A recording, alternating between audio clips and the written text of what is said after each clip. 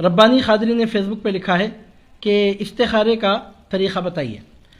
استخارے کا طریقہ یہ ہے کہ 2 رکعت وضو کر کے، تازہ وضو کر کے 2 رکعت نفل نماز استخارے کی نماز کی نیت سے پڑھیں۔ چاہے تو پہلی رکعت میں ضم سورہ کے طور پر قل یا ایھا الکافرون، دوسری رکعت میں ضم سورہ کے طور پر قل هو اللہ احد پڑھیں سورہ فاتحہ کے بعد۔ اس طرح 2 رکعت نفل نماز صلاۃ الاستخارہ کی نیت سے پڑھیں، تازہ وضو کر کے۔ کب پڑھیں یہ؟ جب کہ بالکل اب سو جانا ہے، تمام کاموں سے فارغ ہوں، اب سونا باقی ہے، اس وقت یہ نماز پڑھی جائے۔ اور نماز پڑھنے کے بعد درود شریف پڑھ کر اور استغفار کر کے پھر وہ ایک خاص دعا ہے استخارے کی دعا، وہ کہیں بھی اویلیبل ہے بہت آسانی کے ساتھ۔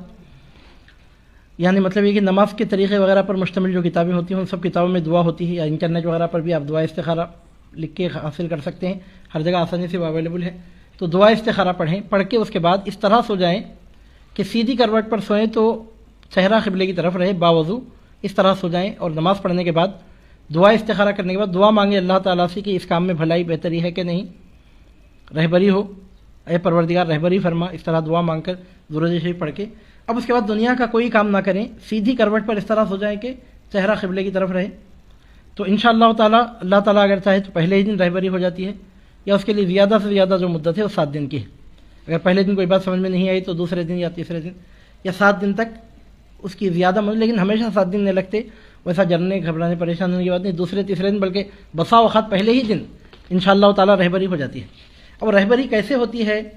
تو اس میں کیا ہوتا ہے، مثلا آدمی کو خواب پڑتا ہے کبھی، نمبر 1 خواب میں آدمی کیا دیکھتا ہے کہ جس تعلق سے اس نے استخارہ کیا اس تعلق سے اس کو خواب میں واضح اشارات ملتے ہیں۔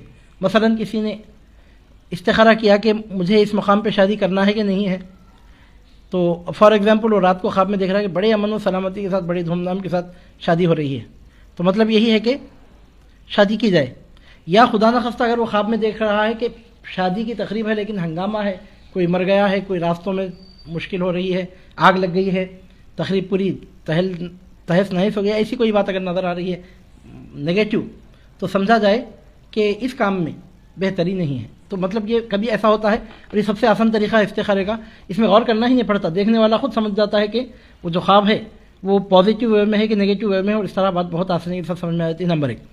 نمبر 2، بعض وقت کیا ہوتا ہے کہ رنگ نظر آتے ہیں، بہت خاص طریقہ ہے یہ نماز استخارہ کے نتیجے میں، کہ اکثر ایسا ہوتا ہے کہ اکثر و بیشتر کہ رنگ نظر آتا ہے خواب میں، تو اگر سفید رنگ یا ہرا رنگ اگر نظر آئے تو سمجھے کہ اس کام میں بہتری ہے، اور اگر کالا رنگ یا لال رنگ اگر نظر آئے تو سمجھے کہ اس کام میں بہتری نہیں ہے۔ مثلا کسی نے خواب دیکھا کہ فلاں جگہ اگر شادی کی جائے تو کیسا ہے، خواب میں دیکھ رہا ہے کہ 2 پرندے آ کے لڑ رہے ہیں، ایک پرندے نے دوسرے پرندے کو قتل کر دیا اور اس سے خون بہہ رہا ہے، ظاہر سی بات ہے کہ خون لال چیز ہے، خون اگر نظر آ رہا ہے، لال چیز اگر نظر آ رہی ہے تو وہ کام نہ کیا جائے۔ اسی طرح کالی چیز بھی اگر نظر آ رہی ہے تو کام نہ کیا جائے۔ اس کے علاوہ اگر سفید یا ہرا رنگ اگر نظر آ رہا ہے وہ کام کیا جائے۔ نمبر 2۔ نمبر 3، اس طرح واضح خواب بھی نظر نہیں آتا، رنگ بھی نظر نہیں آتا، بعض وقت کچھ بھی نظر نہیں آتا، خواب ہی نہیں پڑتا 7 دن تک بھی، اس کے باوجود وہ خواب کی تعبیر سمجھ میں آتی ہے۔ وہ کیسے سمجھ میں آتی ہے؟ خواب کچھ نہیں پڑتا، استخارہ کرنے والے کے دل میں ایک بات جم جاتی ہے کہ کام کرنا ہے تو کرنا ہے، نہیں کرنا ہے تو نہیں کرنا ہے، ایک بات خود بخود دل میں جم جاتی ہے، اللہ کی طرف سے ہوتا ہے وہ، یعنی وہ خود اس پوزیشن میں آ جاتا ہے کہ وہ فیصلہ لے کے نہیں مجھے یہ کام نہیں کرنا ہے یا مجھے یہ کام کرنا ہے، خود وہ آدمی فیصلہ لینے کے پوزیشن میں آ جاتا ہے۔ اس طرح دل میں کوئی بات جم جاتی ہے، یہ بھی استخارے کے ذریعے حاصل ہونے والا ایک نتیجہ ہے۔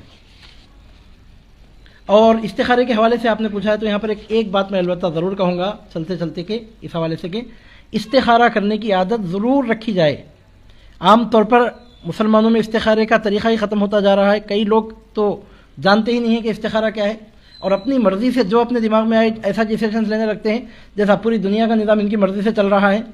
یہ قطعی طور پر ناپسندیدہ طریقہ ہے، بندے کو بندگی زیب دیتی ہے، اور ہماری شریعت میں اس بات کی خاص طور پہ تاکید کی گئی کہ جب کوئی اہم معاملہ انجام دینا ہو، کوئی اہم کام کرنا ہو تو بہرحال استخارہ کیا جائے۔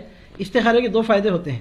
پہلا فائدہ تو یہ ہوتا ہے کہ وہ کام بہتر ہے تو دل میں بات جمتی ہے، آدمی وہ کام کرتا ہے اس سے بچ جاتا ہے، اور پلس دوسرا فائدہ ہوتا ہے استخارہ کرنے کا کہ اللہ کی مدد شامل حال ہو جاتی ہے۔ استخارے کے ذریعے جب کوئی کام کیا جاتا ہے تو اللہ تعالیٰ کی مدد شامل حال ہوتی ہے۔ صحابہ کرام فرماتے ہیں کہ حضور نبی کریم صلی اللہ علیہ وسلم ہم کو استخارے کی دعا اس طرح تعلیم فرمایا کرتے تھے جس طرح قرآن مجید کی صورتیں تعلیم فرمایا کرتے، اس طرح استخارے کی دعا ہم کو سکھایا کرتے. حضور نبی کریم صلی اللہ علیہ وسلم کی خدمت میں آ کر کئی صحابہ اپنے خواب بیان کرتے اور خود حضور نبی کریم صلی اللہ علیہ وسلم بھی اپنے خواب بیان فرمایا کرتے تھے. تو استخارہ کرنے کا فائدہ یہ بھی ہوتا ہے کہ اللہ رب العزت کی مدد شامل حال ہوتی ہے، اور یہ جو استخارے سے جو دوری برتی جا رہی ہے اس کی عادت ختم کر لی گئی ہے. یہ کوئی اچھی علامت، کوئی اچھا سمبل نہیں ہے. استخارہ کرنا چاہیے، یہ بندے مومن کی شان ہے.